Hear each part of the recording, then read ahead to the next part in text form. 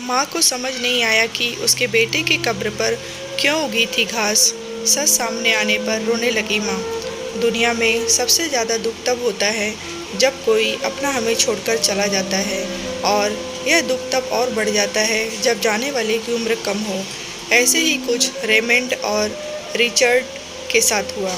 दरअसल इन दोनों का बेटा जोसेफ अमेरिका के वायुसेना में थे और इनकी मृत्यु मात्र 36 साल की उम्र में हो गई थी।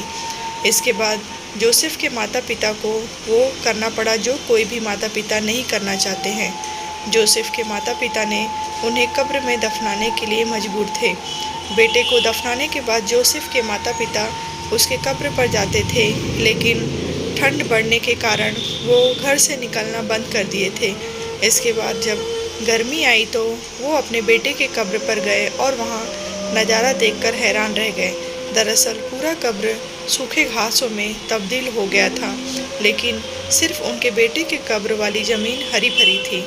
दरअसल जोसेफ के कब्र पर एक लड़की रोज आती रोती थी और उसको रोते हुए जैक राइजर नाम के व्यक्ति ने देखा। जैक राइजर वहाँ अपनी पत्नी की कब्र पर फूल चढ़ाने आते थे, जिसकी हाल ही में मृत्यु हो गई थी। जैक ने उस लड़की से उसके रोने का कारण पूछा तो उसने बताया कि जोसेफ उसका भाई था।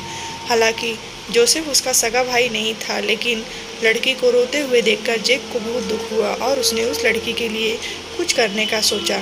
इसके बाद जैक रोज अपनी पत्नी को फूल चढ़ाने के साथ जोसेफ की कब्र पर पानी डाला करता था। रोज पानी डालने से जोसेफ की कब्र पर कुछ ही दिन घास उग आए।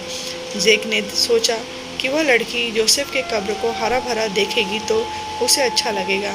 इसके बाद जब वह यह सब जोसेफ के माता पिता ने देखा तो उन्हें अच्छा लगा कि कोई उनके बेटे के लिए इतना समय दिया, और उन्होंने जैक का शुक्रिया किया।